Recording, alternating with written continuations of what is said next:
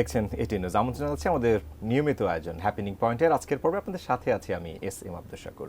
দর্শক, আমাদের যে অক্সিজেন নিয়ে আমরা বেঁচে থাকি, সেই অক্সিজেন কিন্তু সরবরাহ করে থাকে গাছ। কিন্তু আমরাই আমাদের বিভিন্ন রকম প্রয়োজনে এই গাছকে কিন্তু অকারণেই বলছি অনেক সময় কেটে ফেলছি, এবং তার একটা বড় অংশের কনজাম্পশন কিন্তু হয় ফার্নিচারে। আসলে কি এর বিকল্প ভাবা আমাদের দরকার আছে কিনা? একটা সময় যদি বিশুদ্ধ এই অক্সিজেন না পাওয়া যায়, তবে ক্ষতিটা কিন্তু আমাদেরই। আর সে কারণে হ্যাপেনিং পয়েন্টে আমরা আজকের বিষয় নির্ধারণ করেছি পরিবেশ রক্ষায় কাঠের বিকল্প। আমাদের সঙ্গে একজন বিশেষ অতিথি রয়েছেন, মশিউর রহমান, পরিচালক মার্কেটিং, হাতিল। আমরা তাকে আমন্ত্রণ জানাই, স্বাগত জানাচ্ছি আমাদের আজকের আয়োজনে। আপনাকে স্বাগত, এটি নিউজের দর্শকদের স্বাগত।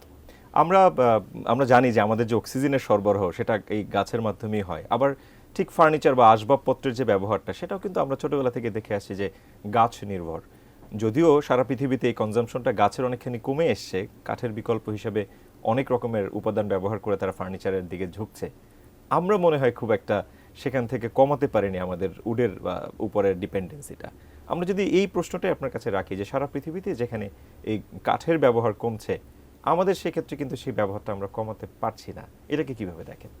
জি, আপনি ঠিক বলেছেন যে সারা পৃথিবীতে এখন পরিবেশ রক্ষার যে একটা দাবি বা অ্যাওয়ারনেস গ্রো হয়েছে, সেই তুলনায় আমাদের দেশে এখনও সেটা ওইভাবে অ্যাওয়ারনেসটা গ্রহণযোগ্য হয়নি।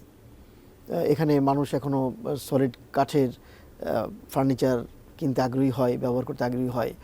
তাদের মধ্যে যেমন অ্যাওয়ারনেস দরকার যে কাঠের পাশাপাশি কাঠের বিকল্প প্রসেসউড কিংবা অন্যান্য ম্যাটেরিয়াল ব্যবহার করা যেতে পারে, এই অ্যাওয়ারনেস যেমন থাকতে হবে জনগণের, ব্যবহারকারীদের, তেমনি সরকারের তরফ থেকেও কিন্তু কিছু আইন দরকার এবং সেগুলোর প্রয়োগ দরকার।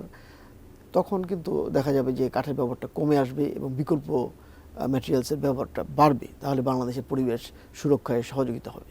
আধুনিক ফার্নিচারের ব্যবহার কিন্তু আমরা অনেকদিন ধরে দেখছি, এবং ইনফ্যাক্ট আপনারা হাতিলও যখন বাজারে প্রথমে আসেন, আমার মনে হয় যদি ভুল না করি 2009-10 দিকে আপনারা বাজারে এসেছিলেন।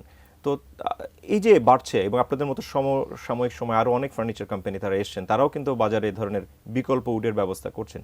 তারপরেও যদি আমরা মোটা দাগে চিন্তা করি, আমাদের ওভারঅল কনজাম্পশনের মধ্যে কিন্তু এই বিকল্প উডের ব্যবহারটা ঠিক তত বেশি না।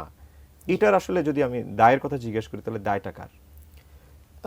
এটা আসলে দায়টা তো বলতে হবে যে ব্যবহারকারীদের সচেতনতার অভাব, এবং যারা উদ্যোক্তা, যারা ছোটোখাটো ফার্নিচার ব্যবসা শিল্পের উদ্যোক্তা, তাদেরও অ্যাওয়ারনেসের অভাব বা সদিচ্ছার অভাব। পাশাপাশি সরকারের এবং আইন প্রয়োগকারী সংস্থাগুলোর যে ভূমিকা পালন করতে হবে আইনের প্রয়োগের ক্ষেত্রে। কারণ দেখেন, বাংলাদেশে কিন্তু কাঠ কাটা আইনত নিষিদ্ধ বহু বছর ধরেই। কারণ একটা দেশের ন্যূনতম 25% বনায়ন থাকতে হয়, তার থেকে বেশি থাকলে কাঠ সেই দেশ কাটতে পারে, এভাবে একটা সিস্টেম করা আছে। কিন্তু বাংলাদেশে বর্তমানে বনাঞ্চলের পরিমাণ যদিও সরকারি হিসাবে বলা হয় 14%, কিন্তু আদতে আছে 7 থেকে 9%। তো অতএব বাংলাদেশে কিন্তু সরকারিভাবেই কাঠ কাটা নিষিদ্ধ। কিন্তু অন্যদিকে আপনি দেখেন যে সরকারি যে প্রকিউরমেন্ট সংস্থাগুলো আছে, পিডব্লিউডি কিংবা অন্যান্য প্রকিউরমেন্ট সংস্থা, যারা ফার্নিচার ক্রয় করে, কারণ বেশিরভাগ ফার্নিচার কিন্তু এখনও প্রাইভেট সেক্টর থেকে সরকারি সেক্টরে হিউজ ফার্নিচার ক্রয় হয়, অফিস আদালতের জন্য কিংবা ডরমিটরির জন্য, সরকারি বিভিন্ন স্থাপনাতেও ব্যবহৃত হয়। তো সেই ক্ষেত্রে প্রকিউরমেন্টের যে ফার্নিচার স্পেসিফিকেশন লেখা থাকে, কাঠের নাম লেখা থাকে, আমাদের দেশীয় কাঠের নাম লেখা থাকে, চিটাগাং সেগুন, চাপালিশ, আম কিংবা কাঁঠাল কাঠ। তো এইগুলোর তো পরিবর্তন আনা দরকার, যে আমাদেরকে প্রকিউরমেন্টের তরফ থেকে লিখতে হবে যে এখানে ফার্নিচারের জন্য বা দরজার জন্য ব্যবহার করতে হবে ইম্পোর্টেড কাঠ। যেমন ধরেন, এখন বাংলাদেশে ওক কাঠ, বীজ কাঠ, হাতিল এবং অন্যান্য ব্র্যান্ড কোম্পানিগুলো ইম্পোর্ট করে আনছে এবং ব্যবহার করছে।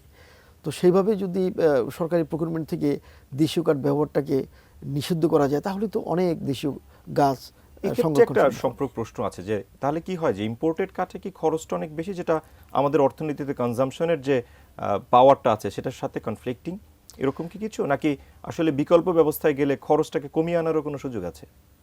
অ্যাকচুয়ালি ইম্পোর্টেড কাঠের খরচ বলতে, হ্যাঁ, একটা ম্যাটেরিয়ালস আনলে তো কিছু খরচ হবেই, কিন্তু এখন আপনাকে দেখতে হবে যে কোনটা বেশি গুরুত্বপূর্ণ, যে বাংলাদেশের জন্য পরিবেশ রক্ষায় গাছ বাঁচানো গুরুত্বপূর্ণ, নাকি কিছু ইম্পোর্টেড র ম্যাটেরিয়ালস আনাটা এখানে গুরুত্বপূর্ণ।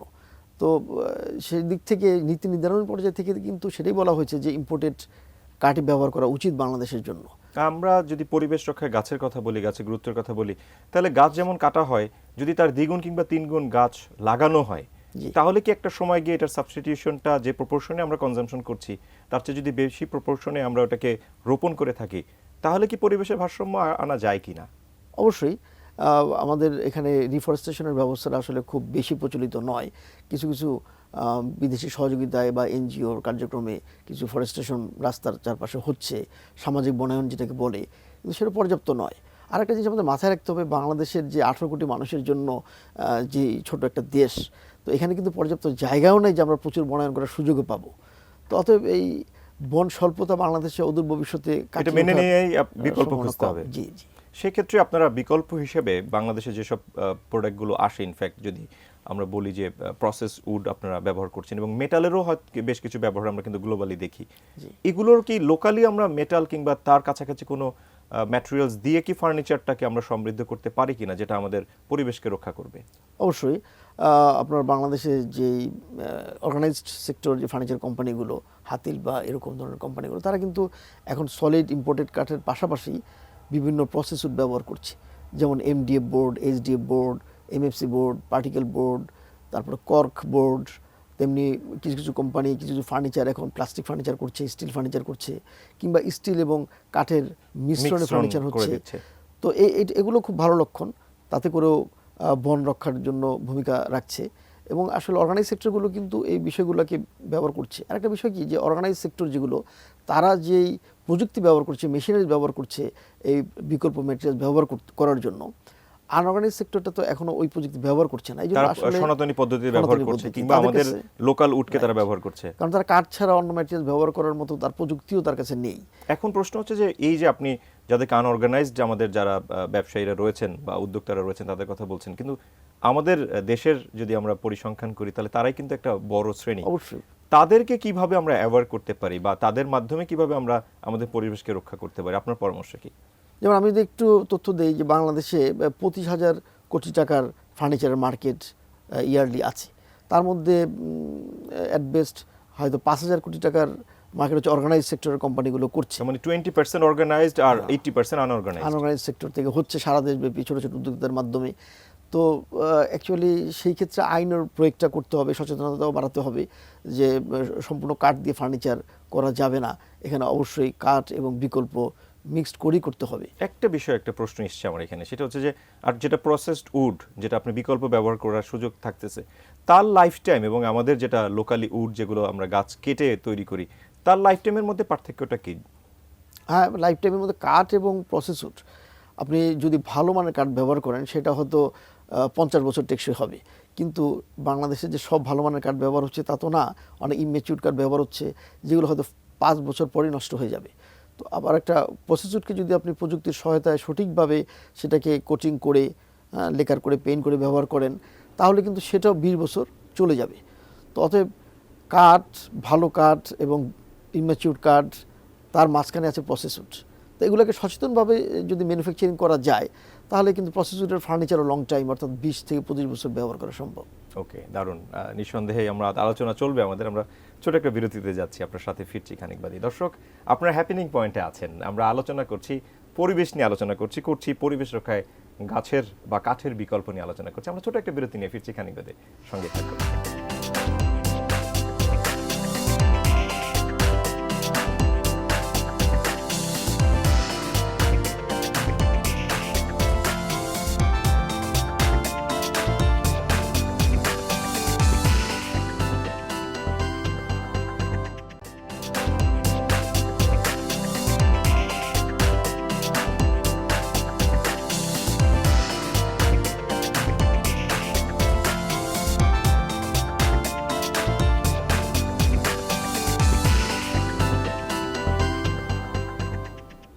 বিরতির পর হ্যাপেনিং পয়েন্টে আরও একবার স্বাগত জানাচ্ছি। পরিবেশ রক্ষায় কাঠের বিকল্প, আমরা এই বিষয়ে আলোচনা করছি। মশিউর রহমান, পরিচালক মার্কেটিং, হাতিল, তিনি আমাদের সঙ্গে আলোচনা আছেন। বিরতিতে যাওয়ার আগে যে আলোচনা ছিলাম তারই কিছুটা রেস্ট এনে আমরা আলোচনায় এগোতে চাই। আমরা হাতিলের কথা বলার চেষ্টা করছিলাম যে হাতিল আসলে এই সেক্টরে কন্ট্রিবিউট করছে। আমরা যদি হাতিলের কথা জিজ্ঞেস করি, যে হাতিল 2009 কিংবা 10-এ যখন মার্কেটে এসছে, অনেক বছর পেরিয়ে গেছে, আমরা এই সেক্টরে আমরা হাতিলকে একটা বড় ব্র্যান্ড হিসেবেই জানি। হাতিল তার ব্যবসায়িক কার্যক্রমে বেশ কিছু প্রসেসড উড নিয়েও কাজ করে শুরু থেকেই। কিভাবে তাদের যাত্রা শুরু হলো কিংবা কোন কোন দেশে তাদের কার্যক্রম চলছে বাংলাদেশের বাইরে? আচ্ছা, এখানে আমি একটু বলি যে হাতিলের যাত্রা শুরু কিন্তু 2009 সালে হয়নি, আরও আগে হয়েছে, 1989 সাল থেকে। হ্যাঁ, অলরেডি অলমোস্ট 35 ইয়ার্স। 2009 সাল থেকে আপনি যেটা বলছেন তখন থেকে হাতিল এই যে ইম্পোর্টেড কাঠ, ওক কাঠ, বীজ কাঠ এবং প্রসেসড ব্যবহার শুরু করেছে এবং এক্সপোর্ট শুরু করেছে, দুঃখিত। এই বিষয়গুলো একসাথে। জি। এবং আপনি যেটা জানতে চেয়েছেন যে কীভাবে হলো, আসলে ওই যে একই সূত্রে গাথা। আমরা যখন এক্সপোর্টের জন্য চেষ্টা করি ইউরোপ আমেরিকাতে, তখনই আমরা জানতে পারি যে এই সলিড কাঠ সব দেশের কাঠ ব্যবহার করার আসলে তারা ইম্পোর্ট করে না। এখানে একটা ইউএনের আন্ডারে একটা বডি আছে যার নাম হচ্ছে FSC, ফরেস্ট স্টুয়ারশিপ কাউন্সিল। তারা নির্ধারণ করে যে কোন দেশের 25% বেশি বনায়ন আছে এবং কাঠ কাটলে সেই দেশের সরকার আবার রিফরেস্টেশনের জন্য দায়বদ্ধ, সেটা মেনটেন করছে, 25% নিচে বনের নামতে দিচ্ছে না। তখন ওই দেশে কমপ্লায়েন্স ইস্যু আছে এখানে। হ্যাঁ, তখন কমপ্লায়েন্স ইস্যু, তখন ওই দেশে একটি বনকে যে ম্যাচিউরড গাছ যা হয়ে গেছে এরকম একটি বনকে তারা FSC সার্টিফাইড ঘোষণা করে। সেই কাঠ কিন্তু ব্যবহার করলে তখন সেই ফার্নিচারটা হয় FSC সার্টিফাইড কাঠের ফার্নিচার, এবং এই ফার্স্ট ওয়ার্ল্ডের দেশগুলো FSC সার্টিফিকেশন ছাড়া কাঠের ফার্নিচার ইম্পোর্ট করে না। এই বিষয়টা যখন আমরা জানতে পারলাম, তখন থেকে আমরা কিন্তু প্রথমে নর্থ আমেরিকা থেকে ওক কাঠ ইম্পোর্ট করি। অবশ্য গত 5 বছর ধরে আমরা জার্মানি থেকে বীজ কাঠ ইম্পোর্ট করছি, কারণ এটা একটু বেটার। তো এইসব কাঠের FSC সার্টিফিকেশন আছে, ওইসব দেশে প্রচুর বনায়ন আছে। আর পাশাপাশি আমরা প্রসেসরও ব্যবহার করছি, MDF বোর্ড, MFC বোর্ড এবং কিছু আপনার প্লাইউড, এগুলো আমাদের ফ্যাক্টরিতেও কিছু প্রসেসর তৈরি হয়।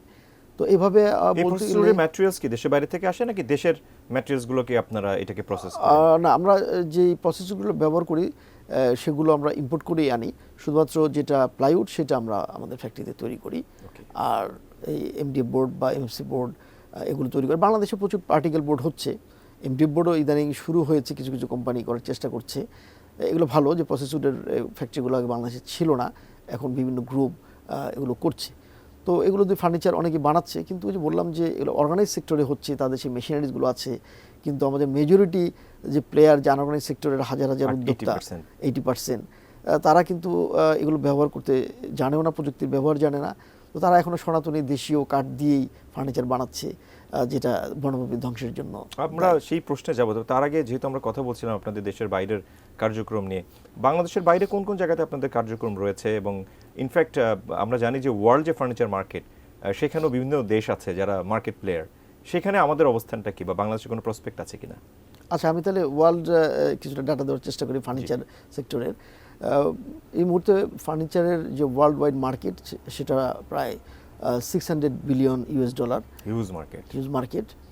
তার মধ্যে মেজরিটি ইম্পোর্ট করে কিন্তু ওই ইউএসএতে প্রায় 100 বিলিয়ন তারা ফার্নিচার ইম্পোর্ট করে। আর তারপরে ইউরোপিয়ান ইউনিয়ন আছে, UK আছে, অন্যান্য এই দেশগুলো অনেক ইম্পোর্ট করে। যেমন আমরা যতটুকু জানি যে আমাদের গার্মেন্টস যেরকম একক দেশ হিসাবে USA সবচেয়ে বেশি যায়, তারপর সেকেন্ড ইউরোপিয়ান ইউনিয়নে যায়। তো আসলে সব প্রোডাক্টের ক্ষেত্রেই তো তাদের কনজাম্পশনগুলো ওই রকম। অবশ্যই, মানে কোনো কোনো দেশ কিছু কিছু প্রোডাক্টে নিজেরাই সাফিসিয়েন্ট থাকে, আবার কিছু কিছু জিনিসে ইম্পোর্ট ওরিয়েন্টেড তারা। আর আমি যদি বলি যে এক্সপোর্টের ক্ষেত্রে চায়না অবশ্যই ফার্নিচার নাম্বার 1, তারা ইয়ারলি 100 বিলিয়ন এক্সপোর্ট করে $, মানে 1/6 of the total consumption, right. এবং সেকেন্ড পজিশনে আরও কিছু দেশ আছে। তারপরে আমাদের পার্শ্ববর্তী যে ইন্ডিয়া এবং ভিয়েতনাম, তারাও কিন্তু ফার্নিচারে বেশ এগিয়ে গেছে এক্সপোর্টের দিক থেকে। ভিয়েতনাম এখন $18 বিলিয়ন এক্সপোর্ট করছে শুধু ফার্নিচার। তাদের ম্যাটেরিয়ালসগুলো তাদের লোকালি থাকে নাকি সেটাও ইম্পোর্টেড না, ম্যাটেরিয়ালস? ওদের তো যথেষ্ট বনায়ন আছে, ওরা নিজেদের ম্যাটেরিয়াল ব্যবহার করে। অবশ্যই কিছু কিছু হার্ডওয়্যার এবং কিছু কিছু প্রসেসর তারাও ইম্পোর্ট করে। ইন্ডিয়াও হিউজ এক্সপোর্ট করছে। আর বাংলাদেশের কথা যদি বলেন, বাংলাদেশে আসলে এক্সপোর্ট এখনও খুব একটা বাড়াতে পারেনি। আমাদের এক্সপোর্ট ইয়ারলি অনলি 1 মিলিয়নের মতো হচ্ছে, যদিও এটা 5 বছরের মধ্যে 2030 সাল নাগাদ $5 বিলিয়ন ফার্নিচার এক্সপোর্ট করার একটা লক্ষ্যমাত্রা নির্ধারণ করা হয়েছে। সেক্ষেত্রে আরও বড় বড় এক্সপোর্ট ওরিয়েন্টেড ফ্যাক্টরি দরকার বাংলাদেশে। এখন যদি আমি হাতিলের কথা বলি, হাতিল এক্সপোর্ট করছে 2009 সাল থেকে, যদিও খুব বেশি পরিমাণে না, কিন্তু অনেকগুলো দেশে হচ্ছে। যেমন USA আমাদের বায়ার আছে, তার মাধ্যমে এক্সপোর্ট হচ্ছে। কানাডাতে, অস্ট্রেলিয়াতে একসময় আমাদের শোরুম ছিল হাতিল ব্র্যান্ডের, করোনার সময় সেটা ক্লোজ হয়ে যায়। নেপালে ছিল, এই 3টা দেশে বন্ধ হয়ে যায়। তো বর্তমানে আমাদের শোরুম আছে ইন্ডিয়াতে 18টি শোরুম আছে, ভুটানে 2টি শোরুম আছে। আর এছাড়া শোরুম ছাড়া বাইরের মাধ্যমে এক্সপোর্ট হচ্ছে মিডল ইস্টে, অস্ট্রেলিয়াতে, কানাডায় এবং আপনার USA। আমরা একটা বিষয় দেখি যে ফার্নিচারের ক্ষেত্রে মানুষের রুচির পার্থক্য আছে। ডিজাইনিং এর সাথে এটা আপনার সিলেকশন এর সম্পর্ক থাকে এবং নিঃসন্দেহে এই ডিজাইনকে বেস করে অনেক সময় সেলসের একটা মেজার করাও হয় যে কোনো কোনো পার্টিকুলার ডিজাইন হয়তো কোনো বছরের একটা হট আইটেম হিসেবে থাকে। এই বছরের বাণিজ্য মেলাতেও আপনাদের নান্দনিক প্যাভিলিয়নও আছে, আমরা প্রত্যেক বছর বাণিজ্য মেলায় সেটা দেখে থাকি। কি মনে হয় ডিজাইনটা বাংলাদেশের মানুষের আসলে কোন ধরনের ডিজাইনগুলো বেশি পছন্দ করেন আপনাদের সেলসের ক্ষেত্রে? আমরা তো যেটা দেখছি বহু বছর ধরে যে বাংলাদেশের মানুষের কিন্তু রুচিশীলতা ডে বাই ডে খুব ইমপ্রুভ করছে, যে সেই পুরাতন যে খুব নকশাদারি ক্লাসিক ফার্নিচার বা ভিক্টোরিয়ান ফার্নিচার এখন মানুষ খুব একটা পছন্দ করছে না, তারা স্লিম অ্যান্ড স্মার্ট ফার্নিচার পছন্দ করছে এবং এটাই হাতির একটা slogan furniture, slim is smart এরকম। তো কারণ এখন দেখেন নাগরিক জীবনের ফ্ল্যাটগুলোর পরিসরগুলো ছোট হয়, তো সেখানে মানুষ একটু হালকা ডিজাইনের এবং হালকা ফার্নিচার চায় যেন স্পেস থেকে হাঁটাচলা করার জন্য। তো ওই রকম সাইজ, ফ্ল্যাটের সাইজ মাথায় রেখে কিন্তু হাতিলের ফার্নিচারের সাইজ এবং ডিজাইন নির্ধারণ করা হয় এবং সেগুলো যেন মেনটেন করতে, ক্লিন করতে সহজ হয়। তো এই ধরনের ডিজাইনগুলোই ইদানিং ট্রেন্ড চলছে। বাংলাদেশের এই সেক্টর নিয়ে যেহেতু অনেক মানুষ কাজ করে, আপনি মার্কেট সাইজের কথাও বলছিলেন, কিন্তু আমরা যারা জানি যে আপনি আনঅর্গানাইজড যে সেক্টরের যারা আছেন তাদের অনেক সময় কিন্তু আর্থিক সহযোগিতা দরকার পড়ে এবং সেটা কিন্তু আমাদের ফাইন্যান্সিয়াল সেক্টর থেকেই তারা হয়তো লোনের ব্যবস্থা করে থাকেন। আপনাদের ইন্ডাস্ট্রিকে পেট্রোনাইজ করার জন্য গভর্নমেন্টের পক্ষ থেকে কি কোনো প্রণোদনার ব্যবস্থা আছে কিনা, কিংবা লোন পাওয়ার ক্ষেত্রে উদ্যোক্তারা কতটা সাপোর্ট পেয়ে থাকেন from the financial institutions? Actually আপনি যেটা বললেন সরকারের যে নীতি সহায়তা, এটা তো খুবই প্রয়োজন। যেমন আপনি জানেন যে গার্মেন্টস সেক্টরে সেই 80-র দশক থেকে নীতি সহায়তা দেওয়ার কারণে গার্মেন্টস সেক্টর এতটা ফ্লারিশ করেছে। বাংলাদেশ হচ্ছে এখন ওয়ার্ল্ডের second highest export country for garments, তো আরএমজি সেক্টরে। তো তেমনিভাবে ফার্নিচারেও যদি সেই ধরনের নীতি সহায়তা দেওয়া হয় তাহলে ফার্নিচার সেক্টরে কিন্তু এগিয়ে যাওয়ার খুবই বিপুল সম্ভাবনা রয়েছে। যেমন আমি একটা উদাহরণ দিই, হ্যাঁ আপনি প্রণোদনার কথা বলছেন, হ্যাঁ এক্সপোর্টের এগেনস্টে কিছু নগদ ইনসেন্টিভ গত 2-1 বছর ধরে দিচ্ছে সরকার ফার্নিচারের জন্য, কিন্তু যেটা মূলত প্রয়োজন সেটা হচ্ছে আপনার বন্ড সুবিধা। যেহেতু ফার্নিচারের র মেটেরিয়ালসগুলো 80% ইম্পোর্টেড, তো এই যে বন্ড সুবিধার মানে হচ্ছে যে র মেটেরিয়ালসগুলো আসবে এক্সপোর্টের জন্য, সেগুলো কোনো ইম্পোর্ট ডিউটি থাকবে না, সেগুলো তখন এক্সপোর্ট করতে গেলে কস্টিংটা অনেক কমে আসে। এবং বর্তমানে সে বন্ড সুবিধা নেই বলে র মেটেরিয়ালসের আপনার ইম্পোর্ট ডিউটি প্রায় 70-80%, অনেক হাই। তখন আমরা ভিয়েতনামের সাথে কিন্তু চায়নার সাথে পারছি না। আবার ধরেন যে ফার্নিচারের জন্য যে হেভি মেশিনারিজ প্রয়োজন, সেগুলোর ইম্পোর্ট করতে গেলে অনেক ডিউটি দিতে হয়। তাহলে আমাদের দুই ধরনের নীতি সহায়তা প্রয়োজন, একটা হচ্ছে ফার্নিচার র মেটেরিয়ালসের জন্য এক্সপোর্টের ক্ষেত্রে বন্ড সুবিধা, বন্ডেড ওয়্যারহাউস সুবিধা, এবং হচ্ছে যে এই মেশিনারিজ আনার জন্য যেন কোনো ইম্পোর্ট ডিউটি না থাকে বা থাকলে খুব নমিনাল থাকে। এই দুটো নীতি সহায়তা হলেই কিন্তু বাংলাদেশে এই সেক্টরটা আরো ভালো করার সুযোগটা থাকবে। এই সেক্টরটা এগিয়ে যাচ্ছে, সেটা আমরা দেখছি। হাতিলের ক্ষেত্রে একটা কথা প্রচলিত আছে যে আপনারা হাই এন্ডেড কাস্টমারের জন্য প্রোডাক্ট তৈরি করেন। আমাদের মানে যারা মধ্যম আয়ের মানুষ যারা রয়েছেন তাদের জন্য কি কোনো আপনাদের ভাবনায় আছে কিনা, বা এখনকার প্রোডাক্ট লাইন কি আপনারা কি তাদের জন্য ভাবছেন? অবশ্যই, আমরা তো অ্যাকচুয়ালি মধ্যম আয়ের যে জনসংখ্যা একটা দেশে, সেটাই তো সবচেয়ে বেশি থাকে, তাই না? তো তাদেরকে মাথায় নিয়ে তো আমরা কাজ করি। তো আসলে অনেকের দূর থেকে ধারণা যে হাতিলের সব ব্যয়বহুল ফার্নিচার, কিন্তু অ্যাকচুয়ালি আমাদের অ্যাসেসমেন্ট অনুযায়ী হাতিলের ফার্নিচার কিন্তু মধ্যম আয়ের মানুষের নাগালের মধ্যে কিছু ডিজাইন বা কিছু রেঞ্জ আছে। যেটা আপনাদের সেটা বলছে কি মধ্যম আয়ের মানুষ, আমাদের উচ্চবিত্ত মধ্যবিত্ত যদি আমরা চিন্তা করি, আমাদের 50% প্রোডাক্ট কিন্তু উচ্চ আয়ের বায়াররা কিনছে এবং 50% ফার্নিচার আপনার মধ্যম আয়ের বায়াররা কিনছে। কারণ দেখেন হাতিলের ফার্নিচার শোরুম কিন্তু শুধুমাত্র ঢাকা ভিত্তিক নয়, আমাদের টোটাল শোরুম সারা দেশে 80টি, তো তার মধ্যে ঢাকাতে হয়তো 20টি আছে, বাকিগুলো সারা বাংলাদেশে চলছে বিভিন্ন জেলা উপজেলা। শেষের দিকে আছে, আমাদের যারা দর্শক যারা দেখছেন এটি নিউজ এই মুহূর্তে, তাদের জন্য কোনো বার্তা আছে কিনা হাতিলের পক্ষ থেকে? বার্তাটা হচ্ছে যে হাতিলের ফার্নিচার আপনারা অবশ্যই একটু যাচাই করে দেখবেন। দূর থেকে শুধু বেশি দাম অনেকে মনে করে, কিন্তু নিজে একবার আপনি নিজের থেকে যাচাই করবেন যে সেটা আপনার ক্রয় ক্ষমতার মধ্যেই কিনা বা অন্যদের সঙ্গে তুলনা করা যায় কিনা। আর এবার বাণিজ্য মেলায় আমরা 10% ছাড় দিয়েছি, আরও 4 দিন আছে, নতুন নতুন ডিজাইনগুলো উপস্থাপন করেছি। আমরা সবাইকে আমন্ত্রণ জানাচ্ছি বাণিজ্য মেলায় হাতিলের স্টোরটি ঘুরে দেখার জন্য। আমাদেরকে সময় দেওয়ার জন্য অনেক বেশি ধন্যবাদ জানাচ্ছি। নিঃসন্দেহে আবারও কথা হবে এই বিষয় নিয়ে। ধন্যবাদ আপনাকে। দর্শক, পরিবেশ রক্ষায় কাঠের বিকল্প এ নিয়ে আমাদের আড্ডায় আজকে হাতিল থেকে পরিচালক মার্কেটিং জনাব মশিউর রহমান তিনি যুক্ত ছিলেন। তার সাথে আড্ডায় আমরা এই সেক্টর সম্পর্কে অনেক কিছু জানার চেষ্টা করেছি। আগামী দিনে নতুন কোনো বিষয় নিয়ে হ্যাপেনিং পয়েন্ট আবারও ফিরে আসবে আপনাদের সাথে। সে পর্যন্ত ভালো থাকার প্রত্যাশায় নিজে ভালো থাকুন, ভালো রাখুন আপনার চারপাশ, ভালোবাসুন দেশকে। আল্লাহ হাফেজ।